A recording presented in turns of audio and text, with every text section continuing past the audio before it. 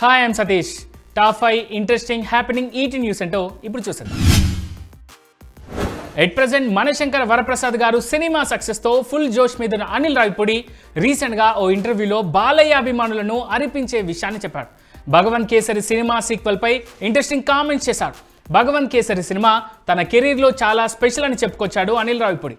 ప్రేక్షకులు బాలయ్య ఫ్యాన్స్ అనుకుంటున్నట్టుగానే తమ టీంకి కూడా ఆ సినిమాకి సీక్వెల్ కానీ ప్రీక్వెల్ కానీ చేయాలని ఉందంటూ చెప్పాడు.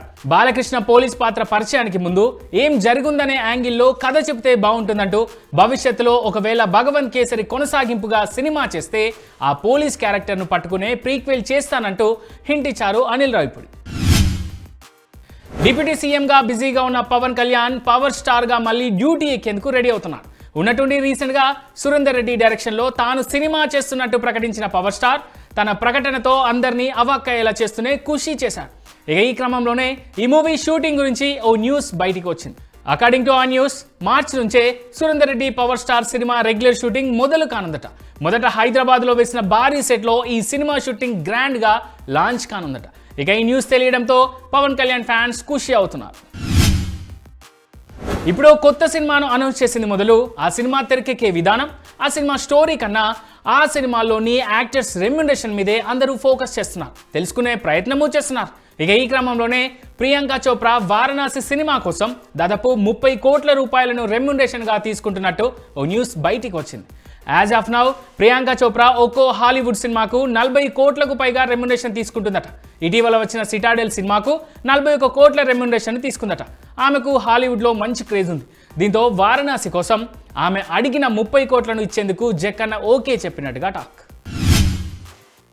సినీ నటుడు AP deputy CM Pawan Kalyan కుమారుడు అకీరానందన్ పై ఏఐ వీడియో క్రియేట్ చేసిన వ్యక్తిని కాకినాడ జిల్లా సర్పవరం పోలీసులు అరెస్ట్ చేశారు.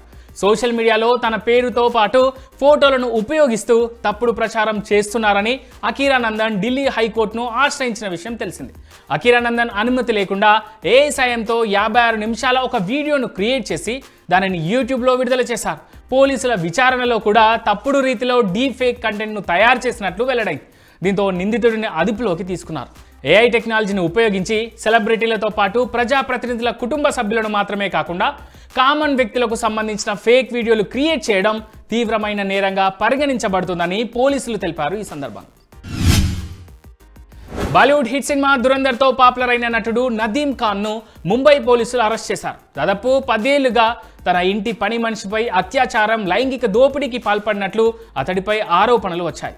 కాగా బాధితురాలే స్వయంగా మాల్వానీ పోలీస్ స్టేషన్లో ఫిర్యాదు చేయడంతో అతడిని పోలీసులు అదుపులోకి తీసుకున్నారు. నటుడు తనను పెళ్లి చేసుకుంటానని నమ్మించి అనేక సార్లు అత్యాచారం చేసినట్లు ఫిర్యాదులో పేర్కొంది. ఇక దురంధర్ సినిమాలో అక్షయ్ ఖన్నా అలియాస్ రెహమాన్ డకైత్కు వంటగాడిగా అఖ్లాద్ పాత్రలో నదీమ్ నటించాడు. రెబల్ స్టార్ ప్రభాస్ హీరోగా సంచలన దర్శకుడు సందీప్ రెడ్డి వంగ కాంబినేషన్లో రూపొందుతున్న ప్రెస్టీజియస్ మూవీ స్పిరిట్. ఈ సినిమా అనౌన్స్ చేసినప్పటి నుంచే ఈ ప్రాజెక్ట్పై ఎన్నో అంచనాలుండగా లేటెస్ట్గా మరో న్యూస్ సోషల్ మీడియాలో వైరల్గా మారింది. స్పిరిట్ సినిమాలో మెగాస్టార్ చిరంజీవి ప్రభాస్ తండ్రి పాత్రలో క్యామియో చేయబోతున్నారని న్యూస్ ఎప్పటి నుంచో గట్టిగానే వినిపిస్తోంది.